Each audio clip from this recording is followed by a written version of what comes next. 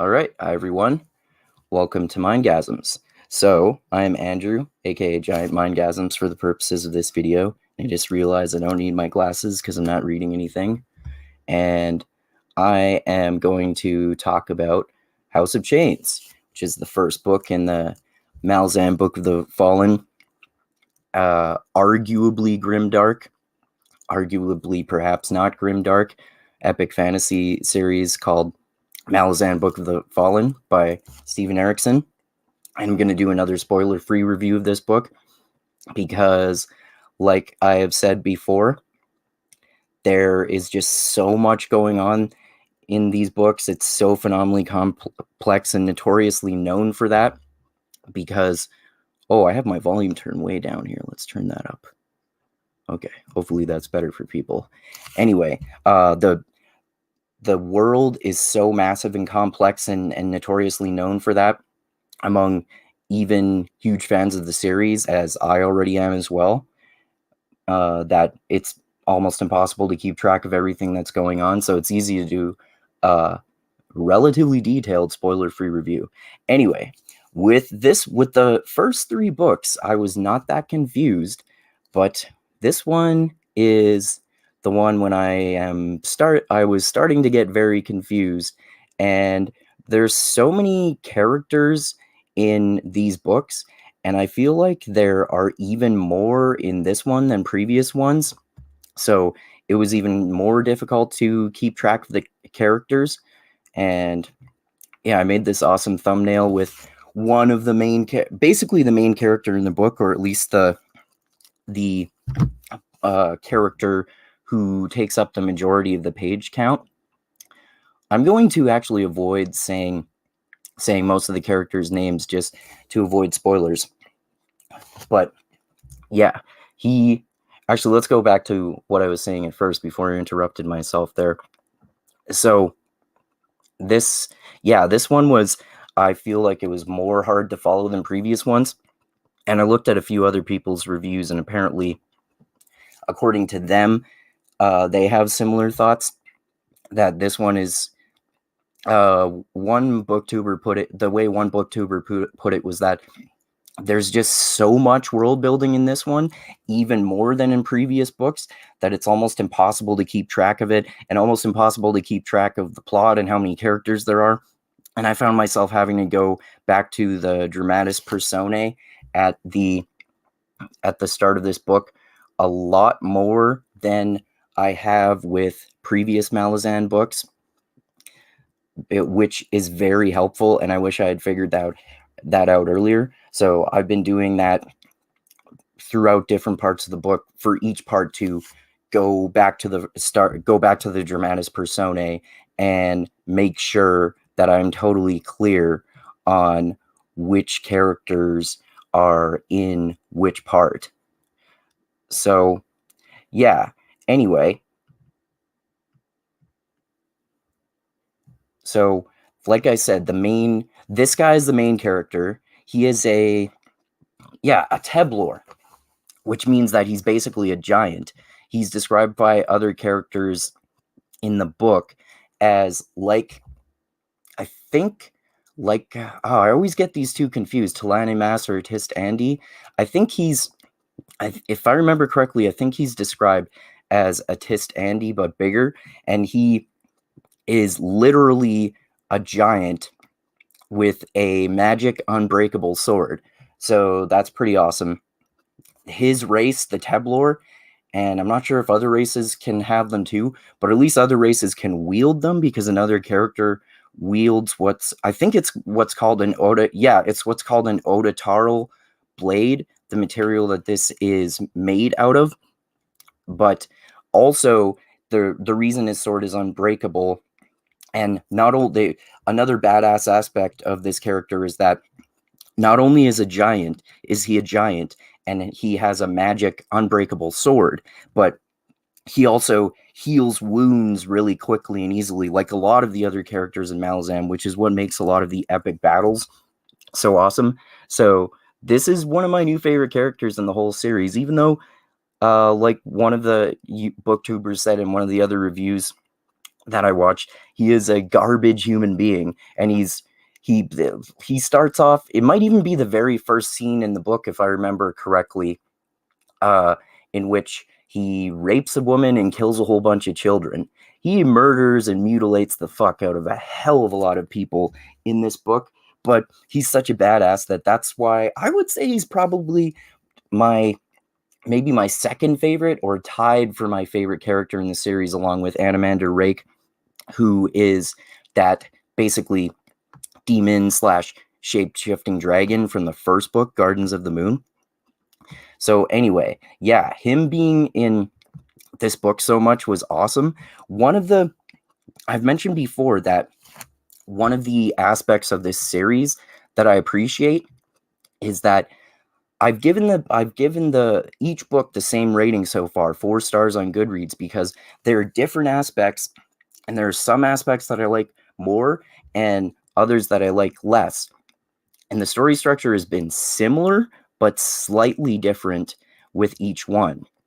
So the way that the story structure in this one is different is that rather than the way it has been structured in previous books, which means that it jumps around between different characters very frequently, the way this one started off was just following this one character for a very large part of the start of the book, at least 200 pages if I remember correctly. So I was starting to wonder, is this going to be different in that it's only going to follow one character? Because that's ballsy for a Malazan book, especially for how long it is, because this one was almost 1,100 pages, because they tend to be around 1,000 pages. A lot of them are more. If I remember correctly, every book other than the first one is over 1,000, and I think the first one is the shortest at 900 or so pages. So anyway, Steven Erikson does quite a while into the book switch over to other characters. And like I said, there's so many characters in this book that it's hard to keep track of all of them. But the ones that stuck out to me the most, I guess, basically the kind of the other, well, not the other main character, especially in terms of page count in this book, but one who is central to the plot. I won't name her either, but basically the broad picture of what's going on in the plot is that there's essentially a civil war between renegade gods and different factions that have allied around them. So that's really cool. And there's this renegade god that seems like he might end up being the big bad guy, like Thanos or Voldemort, or any of the big bad guys that who turns out to have been responsible for most of the conflict throughout the book. And so anyway, this one character is a character who's been resurrected twice, if I remember correctly, at least once, maybe twice. And she's been in previous books. You'll know who I'm talking about here, probably, those of you who have read the book. And she basically has been resurrected / is being possessed by this demon. And that's why this demonic god, and this presence is basically trying to, I think they're literally called the something or other army of the apocalypse that she is leading. So she's trying to destroy the world or get rid of all of her enemies and kill a ton of fucking people, or the standard evil villain plot. And another interesting character in this is one who he uses 2 flails for his weapons, which is really cool to see the combat sequences that he's in, using the flails and ripping enemies apart and that kind of stuff. And what's cool about him and another character also is that his father is his father is a shape-shifting dragon, just like Anomander Rake, who's my favorite character in the first book and probably my favorite character in the series, or at least tied for Karsa Orlong, perhaps, right now for my favorite character of the series. So this other character, his father is a shape-shifting dragon too. So there's awesome stuff that happens with the dragon and him carrying his son around and creatures fighting the dragons and stuff like that. But there isn't a dragon versus dragon fight like there is with Anomander Rake in the first book, and I think there is in Memories of Ice too, if I remember correctly, which is the most hardcore war/military fantasy book. But anyway, that's a really cool character too, and I think the only other characters I'll mention are two of the characters from previous books made appearances. I'll say their names because people who have read previous books know them, and they're not heavily involved with the plot in this one. So one of them is Kalam, who is an assassin, and he's in book one. He was involved in a war with the Assassins Guild, and he basically is killing a whole lot of people in this book, as he tends to do. So all the battle sequences and assassinations that he was a part of were really cool. And also another character who comes back mostly just a little bit towards the end of the book is Quick Ben, who is a mage. So he's awesome too because he gets into lots of epic battles using his magic powers.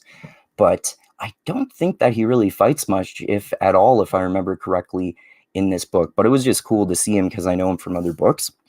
And another aspect of this that I actually liked in terms of the plot in relation to how many goddamn characters there are in this series, especially this book, is that I actually appreciated the fact that both the main character of the book and Kalam murdered a whole bunch of people, especially towards the end of the book. So that was actually a relief to me, even though some of them were named characters who I kind of cared about a little bit because they're just too many characters to remember. So I was glad that they got rid of some of them, but I'm sure there are going to be new characters introduced too, because this character was introduced in book 4, and that just tends to happen often in epic fantasy series. More and more characters are introduced as the series progresses, and some of them die, but then there are new ones that we see after some of the other ones die. So I'm sure I'll still have to do a lot of work to keep track. But like I said, actually, no, I don't think I said in this video, I would actually say so far, Malazan Book of the Fallen is my favorite epic fantasy series. My favorite fantasy series, personally, period, is the Dresden Files, which I've talked about a little bit, especially with my friend Dusty here before. And that is an amazing series about a private detective / wizard in modern day Chicago. So if you haven't read that, you should definitely check it out. But anyway, I think this is my favorite epic fantasy series because unlike other ones that I've read, like Wheel of Time and I guess Game of Thrones / A Song of Ice and Fire and Stormlight Archive by Brandon Sanderson. Wheel of Time is by Robert Jordan, of course, and Song of Ice and Fire / Game of Thrones is by George R.R. Martin, of course. But one thing that I appreciate about this Malazan series is that there's so much combat. So even if there's a hell of a lot of dialogue and world building, character development, plot development, and all that stuff, I still appreciate all that stuff, of course. But one thing that I think a lot of fantasy series is missing is a lot of awesome epic battle sequences with badass magic users and epic, awesome fantasy creatures. Like, I forgot to mention, there are also ghosts and headless dead men who paddle a boat in this book. And like I said, there are dragons, there are giants with magic swords, there are mages, assassins, a whole bunch of different characters with different types of magic powers. And oh yeah, like I said, there's even more world building in this book. And one of the only few aspects that I remember about that is that one of the magic using characters mentions that there's an older and more sophisticated way of using magic than the Warrens, which is the way that the magic system has been explained before, is that people use different Warrens, which are physical places, some of which are controlled by different renegade and warring gods. And anyway, so apparently there's actually some sort of elemental magic involving the interconnection of everything organic in the earth in the Malazan world. So I think that aspect is really cool. And another interesting aspect of the world building is that there's this type of race called the Tist Andi, who are like basically magic characters / gods / demons. And like the Tist Andi, there's the Talani Mass and the so there's the Tist Andi in the previous book or the one before that. The other similar race of the Tist Edur were introduced, and then in this book the Tist Leosin were introduced, and the other two are kind of like seem like dark evil factions. But the Tist Leosin, I don't really understand anything about them yet, but they're described as the children of a light or something similar to that in the glossary. So I think they might actually be a good faction who's warring with the Tist Leosin, might be a good faction that are warring with the Tist Andi and the Tist Edur. Anyway, I think that's where I'll stop. I've said plenty, especially for a basically spoiler-free review, other than some world-building elements that I mentioned. But yeah, let me know your thoughts about this book in the comments in comparison to other books, in particular if you read these Malazan books.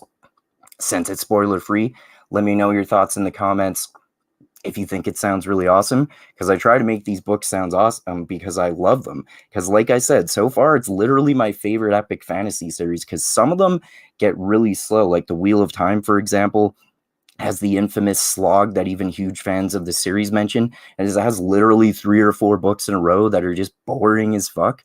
But you have to have the patience to see that through, because the slog is worth the payoff, I think, in Wheel of Time. But there is no boring book in this series so far.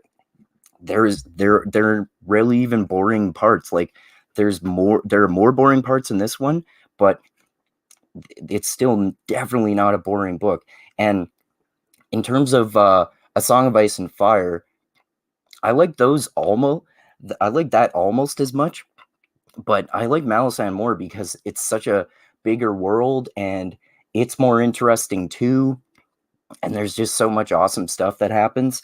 And in Brandon Sanderson's Stormlight Archive, for example, I think that's an awesome fantasy series, but I think the pacing kind of drags in those sometimes, especially Words of Radiance, which is the second book. I think that is just mostly extremely boring. Anyway, Malazan is awesome. You should read it if you haven't. I hope I've convinced you to start reading it if you haven't. And if you have, like I said, let me know your thoughts in the comments. And yeah, thanks everyone again for watching. Subscribe to the channel if you haven't done so already. Click that bell to be notified when I come out with new videos. Smash that like button. I think my next solo video, I think, might be on an essay that I read by a Mormon theologian, an early Mormon theologian who actually sounds pretty philosophical. And I'm not like pro-Mormon, but I think his perspective was actually really interesting. So I might talk about that as my next solo video. So look forward to that. Anyway, smash that like button, like I said too. Check out the link for my Patreon page, which is in the description as always. And like I always say, most importantly, always remember this: the funk cures all, and grooves in the heart. All right, Read Malazan and keep having mindgasms until next time. Adios until next time, everyone.